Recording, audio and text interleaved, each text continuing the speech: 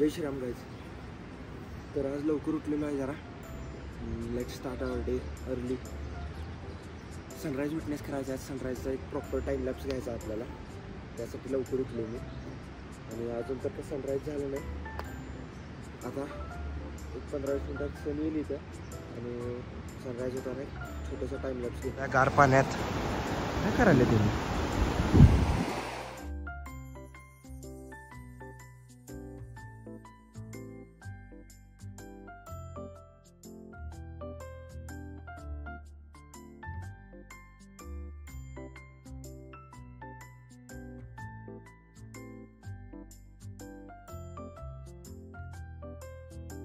Sunrise झालेला आहे. Let's start our day. तर ही 2 बॅट आम्ही घेतलेला आहे त्या कालच्या दुकानातनं. लेदर बॅट 2 गार्डनला आलेला आहे आणि आल्या पहिला काश्मीरी फालुदा ट्राय केले. काश्मीरी फालुदा लय जोरात आहे आणि इथं परत एंट्री फी 25 रुपीज. गार्डनमध्ये फ्लावर्स खूपच भारी आहेत. प्लग वगैरे नाही करायचं, ते आपलं नेहमीसारखं नियम. प्लग केलं तर 1000 रुपीज पर फ्लावर. काही इथं टोटल 3 गार्डन आहेत, पण आम्ही एकच गार्डनमध्ये आले कारण ऊन पण खूप आहे आणि संध्याकाळी शॉपिंगला पण जायचं आहे. तर ती आहे डल लेक. तिथनं पुढनं पण तुम्हाला व्ह्यू दाखवतो. आणि येस, सगळ्यात भारी ही गार्डन आहे. मुघल गार्डन म्हणतात किंवा निशान गार्डन.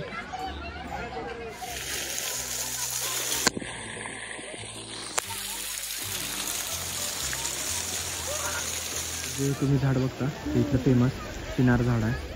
शॉलवर पण प्रिंटिंग ह्याचीच असते आणि ह्या झाडाचं वैशिष्ट्य म्हणजे ते खूप कूल ठेवतं. त्याच्या खाली बसलं की कूलिंग इफेक्ट इंटू 2 होतो.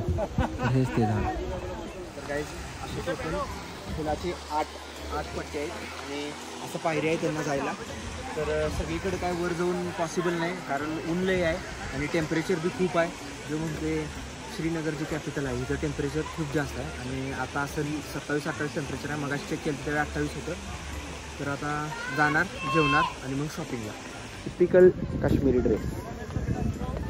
Only 1000 rupees for photoshoot.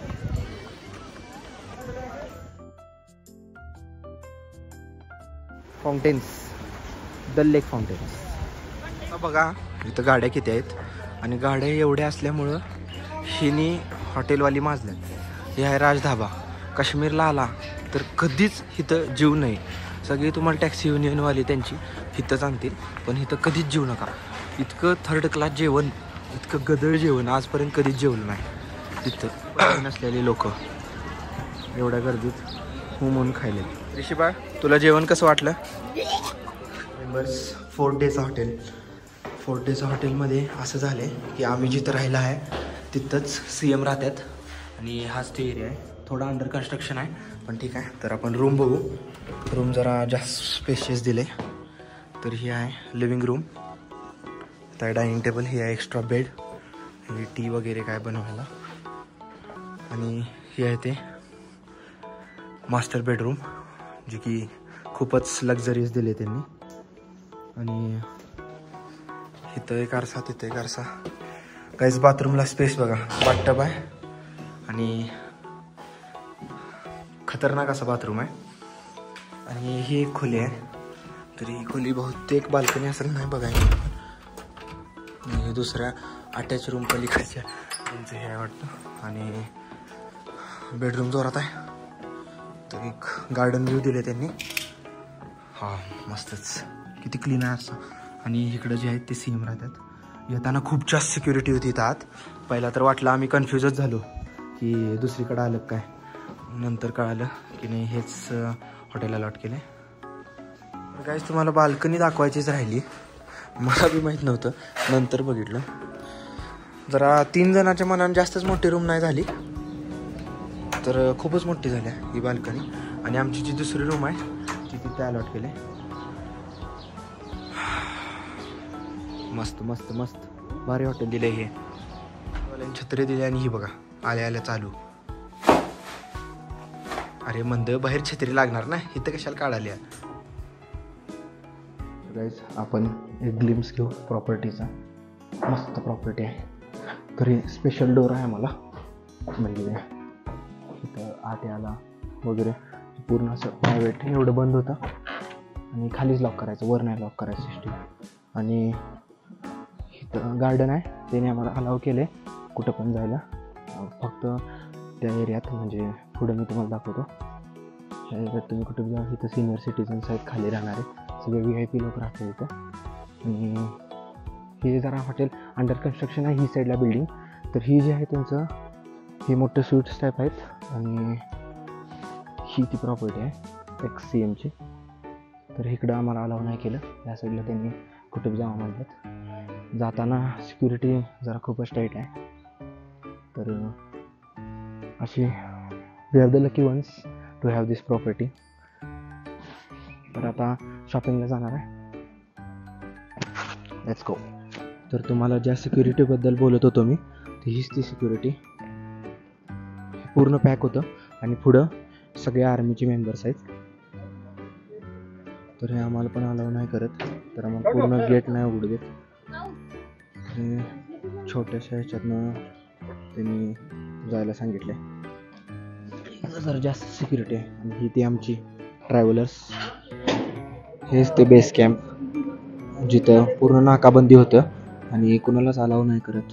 इथं शूटिंग पण रिस्ट्रिक्टेड आहे, पण तरी आपल्याला घ्यायला लागणार आहे तुमच्यासाठी.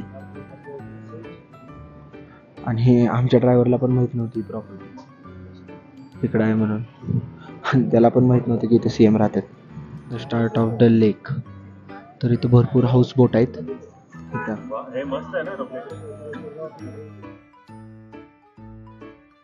कमेंटमध्ये गेस करा आणि सांगा ह्या दोघांपैकी कोण मोठा आहे. मी काय वाटतं तुला, BJP की काँग्रेस जिंकणार? BJP जिंकणार. नमो नमो. तर आम्हाला ही बोट अलॉट झालेली आहे. आणि ही बोट आहे कॅपॅसिटी 11 जणांची. गाईज हाय कीजिए. तर आम्ही छोटे 3 बोट करणार होतो, त्याच्याऐवजी मोठे एकच केले, कारण फॅमिली आहे, सगळे एकत्र आहे, मजा येते. तरी तीच जागा आहे जिथे दीपक कलालने हिंदुस्थान बहुला शिवी दिलं. छोटे छोटे बोट हे बघा एकटा, हे असं विकतात लोक. पाणी स्टील असल्यामुळं जरा जास्तच घाण आहे, पण ठीक आहे, मजा तरी आली. आता पुढे जाऊन इथे दुकानं चालू होत्यात, तिथे शॉपिंग करणार आहे. Twin boat. This is nothing but the lotus lake. सगळीकडे भाजप आहे हो.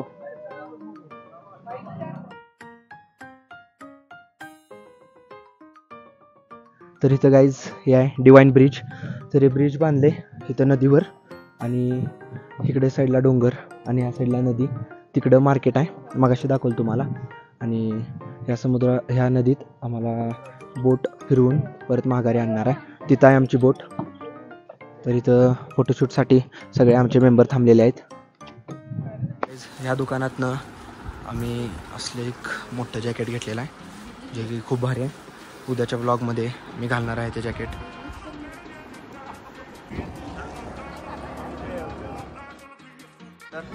गार्लिक ब्रेड ब्रेटा with max cheese too hotel guys. आमचं जेवण गाईज. तर मग अशी पिझ्झा खाल्लेलं, आणि इकडे पनीर पराठा आणि आलू पराठा, ज्याला पाहिजे तसं. And finally let's call it a day. Good night. Hope you like this vlog.